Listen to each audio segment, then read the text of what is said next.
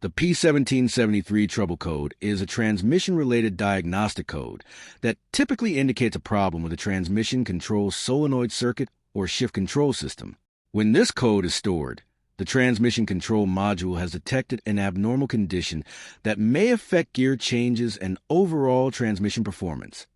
Common symptoms of a P1773 code include an illuminated check engine light, harsh or erratic shifting, delayed gear engagement, reduced transmission performance, and in some cases a transmission entering a fail-safe or limp mode.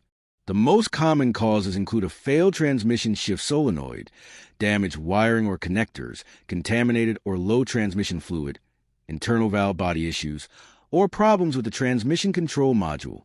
Electrical faults are often the primary cause. Begin by checking the transmission fluid level and condition.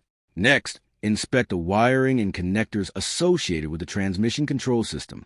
Test the affected shift solenoids for proper operation, and replace faulty components as needed. After repairs, clear the code and perform a road test to verify the issue has been resolved.